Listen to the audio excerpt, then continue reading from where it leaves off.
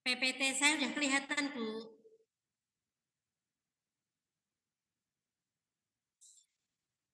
Oh, nggih. Mohon izin Bapak Ibu, saya akan mulai pertemuan yang ke-12 Manajemen Sumber Daya Manusia. Assalamualaikum warahmatullahi wabarakatuh. Terima kasih untuk tim teaching, ada Bapak Dr. Sulartopo SPD MKOM, Ibu Tati Sumarlin Eskom MSI, dan Ibu Eni Endariati Eskom MSI. Alhamdulillah kita telah akan memasuki pertemuan yang ke-12 di mana mengupas mengenai orientasi penempatan dan pemberhentian atau dikenal dengan orientation, placement, and education. Di mana pertemuan minggu lalu kita sudah mengenal adanya ini ya, job analysis, proses and talent management. Oke, saya akan mulai outline pembelajaran kita pada pertemuan yang ke-12 ini, yaitu ada 4, di mana mengenai definisi pengenalan penempatan kerja, kemudian yang kedua yaitu tujuan orientasi, kemudian yang ketiga ada penempatan karyawan dan manfaat jenisnya, kemudian yang keempat hubungan orientasi dan penempatan karyawan itu sendiri. Baik, saya akan mulai materi kita yang pertama mengenai ini ya, pengenalan orientasi, di mana pengenalan orientasi ini sesuai dengan pendapatnya R.W. Mondi, yaitu orientasi ini adalah upaya pelatihan, kemudian pengembangan, kemudian pengembangan awal karyawan. Nah, selanjutnya di sini ya adanya ini ya, karyawan baru yang memberikan informasi mengenai perusahaan, pekerjaan, dan kelompok kerja. Nah, kemudian selanjutnya yang kedua yaitu menurut Butler and Davi, di mana orientasi ini diartikan orientation is familiar employer with the role organization its policy and other employer. Nah, dari kedua tersebut bisa dijadikan bahwa tanggung jawab orientasi di bagian kepegawaian, yaitu staf pelatihan dan pengawasan langsung atau dikenal dengan supervisor. Untuk selanjutnya kita lanjutkan mengenai kegunaan dari orientasi ini, di mana orientasi ini bisa diartikan ini ya, yang pertama itu adalah situasi kerja. Nah, perlu diketahui di mana ini ya, mengetahui bagaimana jabatan diselaraskan, kemudian ada struktur organisasi, kemudian ada kebijakan perusahaan. Kemudian yang kedua ada kebijakan aturan perusahaan, di mana para karyawan harus memahami kebijakan aturan terkait dengan jabatan masing-masing.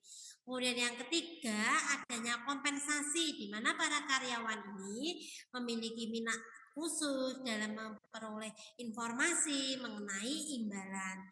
Kemudian yang keempat adanya budaya perusahaan, di mana budaya perusahaan ini mencerminkan paduan perilaku para karyawan yang meliputi segala sesuatu, mulai dari cara berpakaian hingga cara berbicara. Baik, saya lanjutkan lagi mengenai ini ya, yang kelima. Nah, kelima mengenai keanggotaan atau tim ya, di mana keanggotaan atau tim ini bisa diartikan ini ya, kemampuan karyawan baru untuk bekerja dan kontribusi dalam tim perlu memperkuat ya. Kemudian yang keenam yaitu pengembangan karyawan. Jadi para karyawan perlu disadarkan akan kepentingan kemampuan menguasai pengetahuan dan keterampilan yang berubah-ubah. Kemudian yang ketujuh, adanya sosialisasi, di mana sosialisasi ini adalah mengurangi ya kecemasan yang mungkin dialami karyawan baru, perlu harus mengambil langkah dan mengintegrasikan mereka dalam organisasi informal. Baik, saya lanjutkan mengenai tujuan dari orientasi ini. Yang pertama adalah memperkenalkan karyawan, kemudian karyawan baru dengan ruang lingkup, tempat kerja, dan kegiatannya. Kemudian yang kedua yaitu memberikan informasi tentang kebijakan yang berlaku. Kemudian yang ketiga yaitu menghindari kemungkinan timbul kekacauan yang dihadapi karyawan baru dan juga tugas atau tanggung jawab yang diserahkan kepadanya. Kemudian yang keempat yaitu memberikan kesempatan karyawan baru untuk menentukan hal yang berhubungan dengan pekerjaan. Kemudian selanjutnya kita ada ini ya onboarding. Nah, itu atau orientasi eksekutif. Onboarding ini di mana mempunyai makna yaitu proses yang digunakan. Nah, kemudian proses digunakan selanjutnya ini ya perusahaan membantu para eksekutif baru mempelajari cepat struktur, budaya, politik organisasi, kemudian ini ya sehingga mereka dapat mulai berkontribusi bagi organisasi sesegera mungkin. Nah, kemudian di sini ada manfaat program orientasi di mana mengurangi perasaan tingkat diasingkan, kecemasan, kebimbangan karyawan. Kemudian yang kedua yaitu karyawan harus mempelajari tugas dengan lebih baik. Ketiga, karyawan memiliki ekspektasi ya yang lebih realistis mengenai pekerjaan. Keempat, mencegah pengaruh buruk rekan kerja atau atasan yang kurang mendukung. Kemudian yang kelima, memahami aspek sosial, teknis, kehidupan tempat kerja. Keenam, memperkuat atau mempercepat proses sosialisasi yang menjalin kerja sama dalam kelompok. Yang ketujuh, mengurangi kecenderungan karyawan baru. Kemudian saya lanjutkan yang dihindari dari dalam organisasi. Nah, ada tiga. Yang pertama yaitu organisasi sangat ini ya cepat dan karyawan langsung bekerja. Nah, yang kedua, tugas pertama karyawan adalah melaksanakan tugas yang signifikan yang seharusnya bermaksud untuk menganjurkan dari bawah atau awal. Kemudian yang ketiga yaitu memberi banyak ya informasi, kemudian ada cepat bagian ya. Kemudian cepat dari ini ya pendekatan, merupakan pendekatan yang berbahaya. Selanjutnya kita ada ini ya penempatan karyawan atau dikenal dengan placement. Nah, ini adalah penugasan ya, penugasan kembali karyawan pada sebuah jabatan baru. Kemudian penempatan ini adalah penempatkan posisi ya seseorang ke posisi pekerjaan yang tepat, seberapa baik seorang karyawan cocok dalam pekerjaannya mempengaruhi jumlah dan kualitas pekerjaan. Kemudian yang ketiga, peran dari Departemen Sumber Daya Manusia ini adalah memberi saran kepada manajer mengenai kebijakan perusahaan yang memberikan ini ya konseling pada karyawan. Kemudian menempatkan seorang karyawan dengan tujuan yang pertama yaitu agar karyawan atau yang bersangkutan lebih guna melaksanakan pekerjaan yang dibebankan. Yang kedua, meningkatkan kemampuan dan keterampilan sebagai dasar kelancaran tugas. Nah, kemudian jenis-jenis penempatan di mana di sini adalah promosi ya, promosi, kemudian di sini ini ya karyawan ini dipindahkan ke posisi yang lain lebih tinggi. Nah, baik dari segi bayaran, tanggung jawab, kemudian level, nah organisasionalnya, kemudian ada dua promosi yaitu promosi berdasarkan prestasi dan berdasarkan senioritas. Ya. Untuk selanjutnya kita mengenal adanya transfer ya. Transfer ini di mana karyawan dipindahkan ya, dipindahkan pada posisi yang lain setara baik. Nah, kemudian dari segi bayaran, tanggung jawab, level organisasionalnya.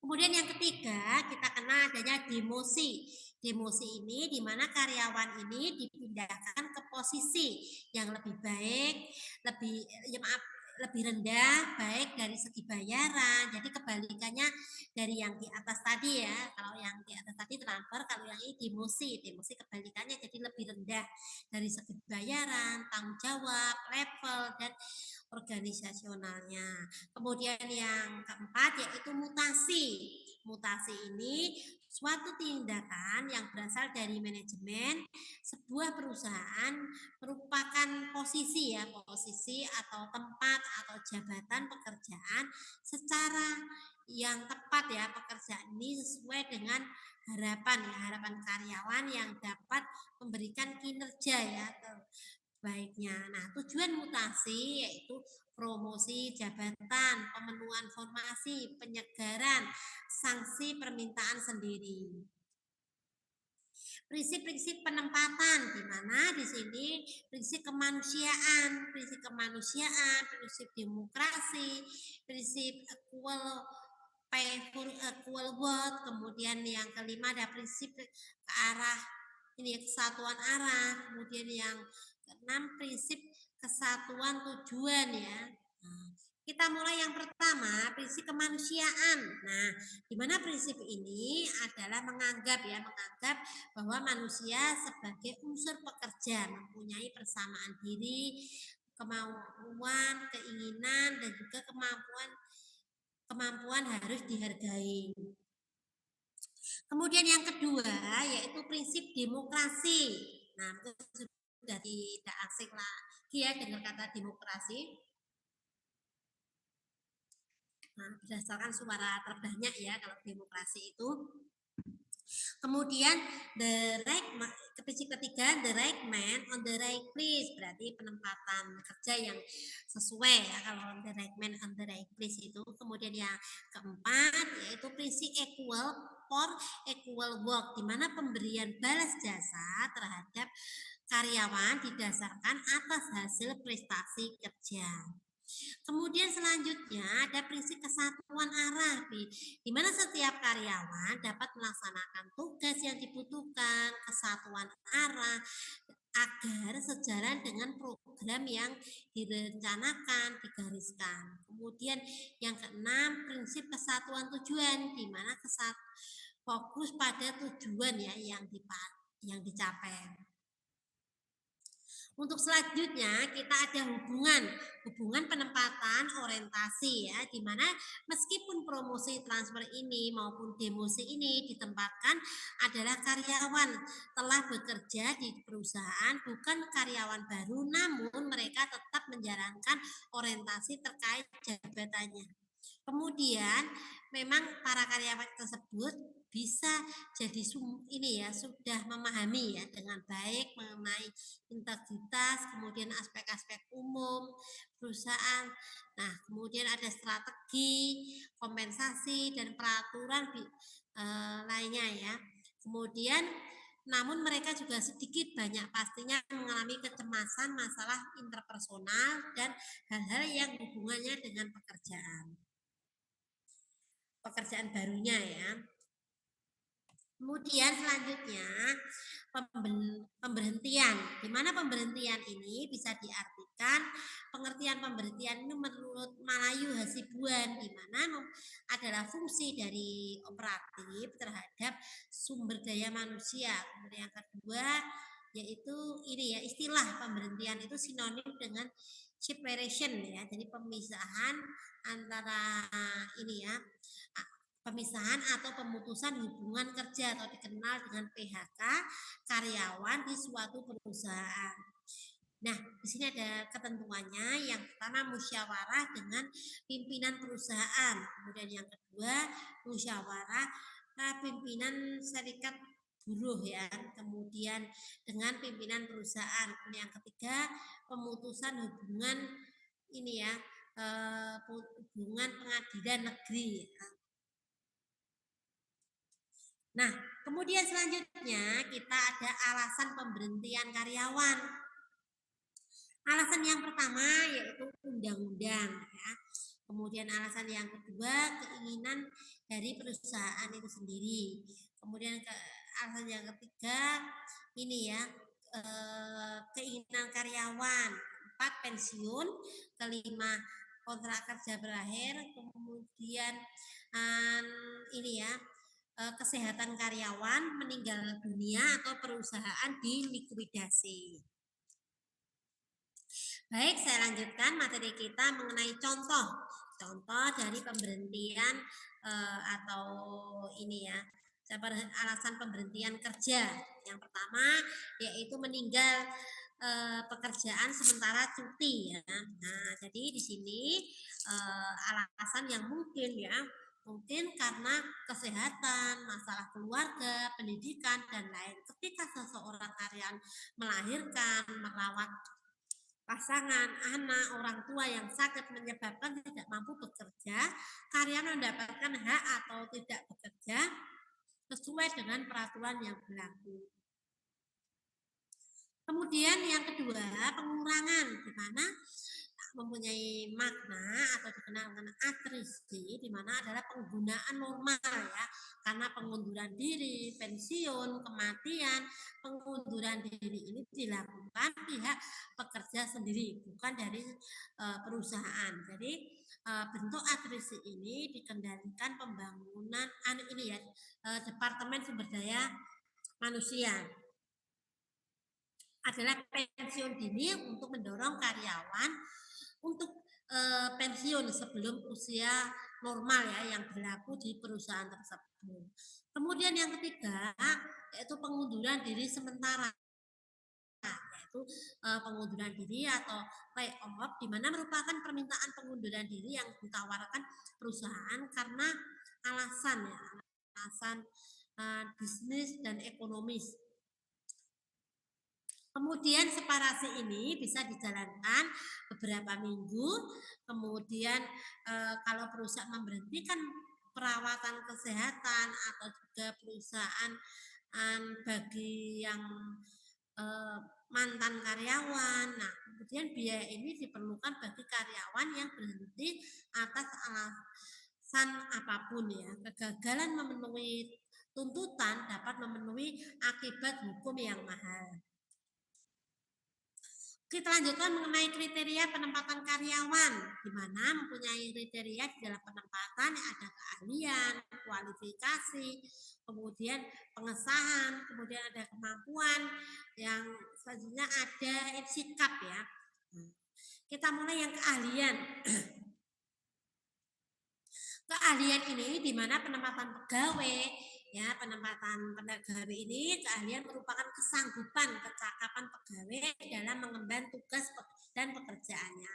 Kemudian yang kedua, keterampilan di mana merupakan penguasaan teknis operasional yang spesifik dari pegawai dalam tugas pekerjaan. Kemudian yang ketiga, kualifikasi merupakan syarat teknis dan non teknis dalam mengemban tugas tertentu sesuai dengan jabatan tertentu yang ada di dalam organisasi. Kemudian yang keempat yaitu pengetahuan dalam merupakan data, informasi maupun rekaman peristiwa yang ada di benak pegawai. Kemudian yang kelima yaitu kemampuan sangat penting karena bertujuan mengukur kinerja karyawan. Ya, jadi maksudnya di sini ini ya, dapat mengukur sejauh mana pegawai mampu mengemban tugas dan tanggung jawab dengan baik. Kemudian yang terakhir yaitu sikap dari merupakan ini ya, evalut ya yang baik dan menggantungkan hal yang menyangkut mengenai objek ya. objek, orang atau peristiwa di mana sikap dan mencerminkan pegawai merasakan sesuatu ya. Oke, ini ada ini ya latihan. Nah, ini orientasi ya, orientasi bermanfaat ya. Orientasi bermanfaat bagi karyawan baru. Nah, otomatis ya namanya orientasi pasti bermanfaat ya.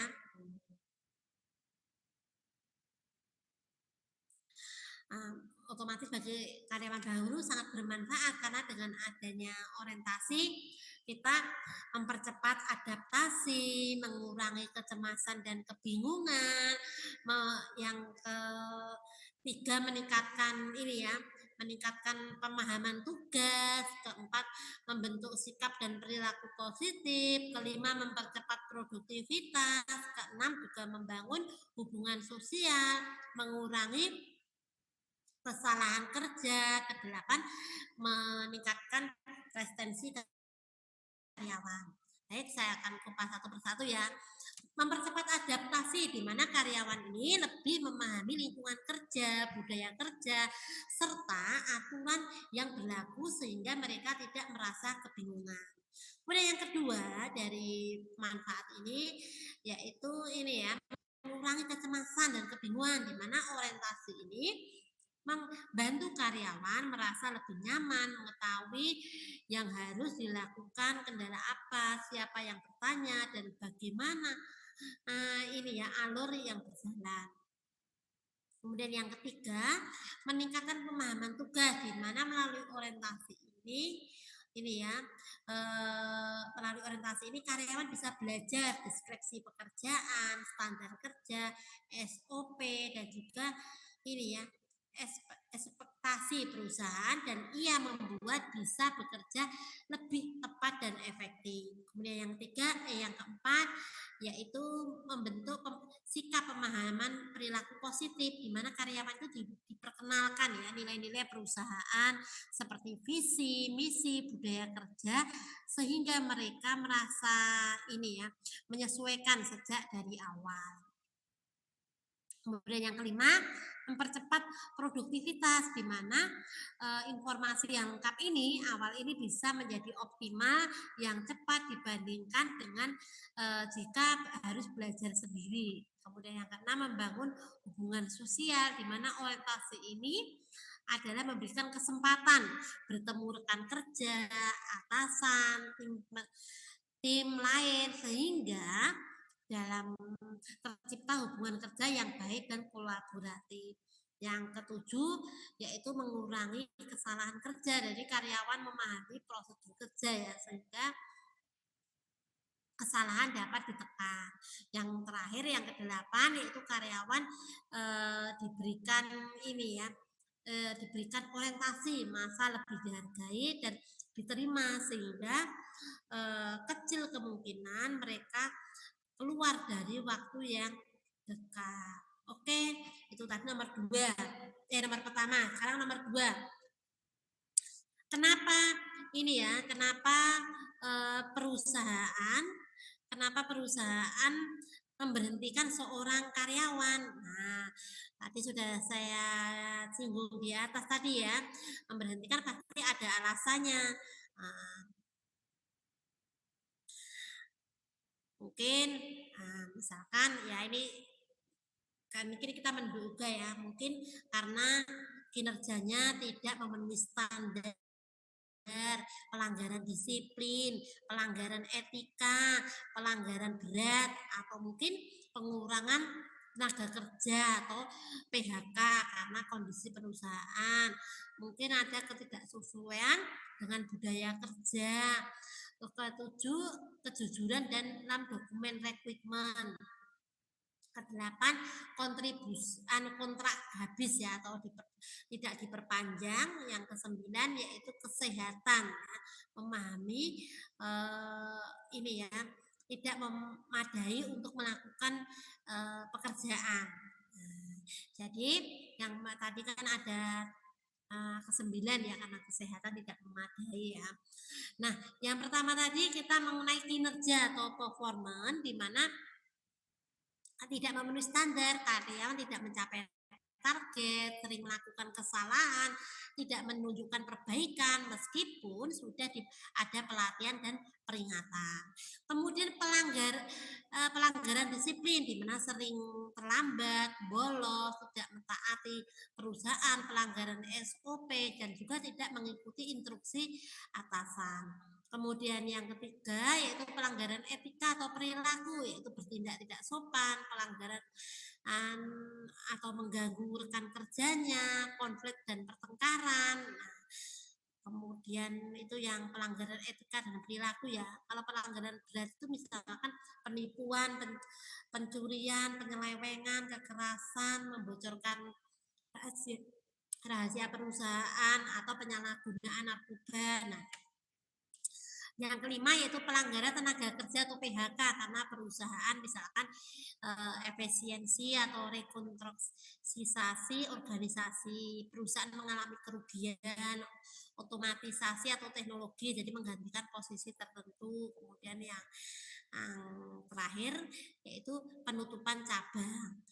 Kemudian yang ketujuh, ketidaksesuaian dengan budaya kerja, mungkin karyawan tidak bisa menyesuaikan dengan nilai budaya cara kerja perusahaan. Yang kedelapan, ketidakjujuran dalam ini ya rekrutmen, mana memberikan palsu saat melamar kerja. Kemudian yang kedelapan, kontrak kerja atau tidak diperpanjang. Nah, ini adalah karyawan pembaruan kontrak tergantung pada kebutuhan perusahaan kinerja karyawan.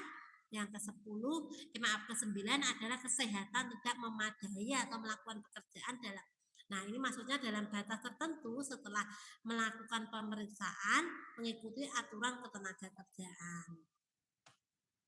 Kemudian selanjutnya di sini apakah orientasi itu saling berhubungan? Otomatis ya, orientasi dengan penempatan kerja itu saling berhubungan.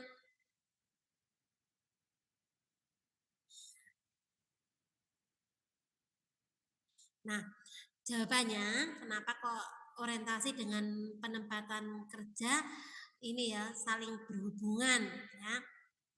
Ya, karena berhubungan erat.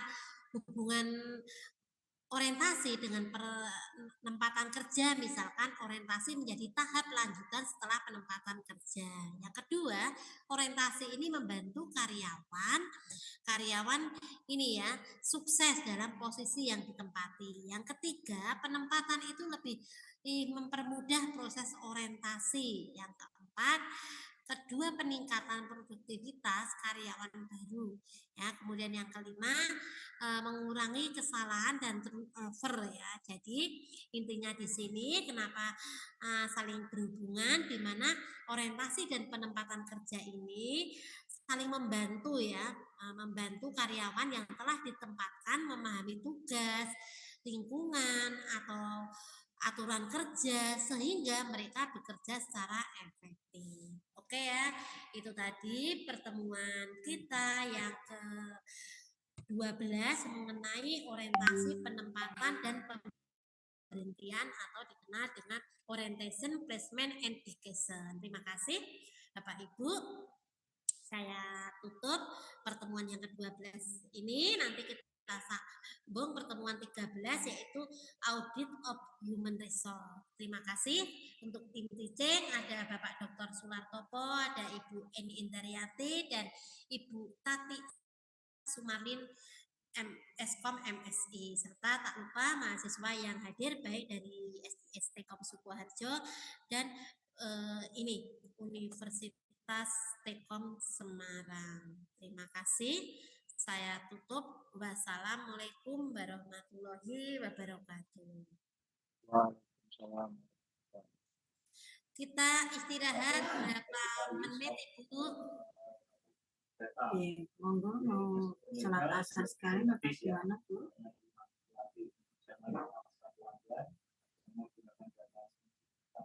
Istirahat berapa menit, Bu? 10 menit, Bu. Oke, jadi jam 15.20 ya? Iya. Jadi dapat disimpulkan pertemuan ini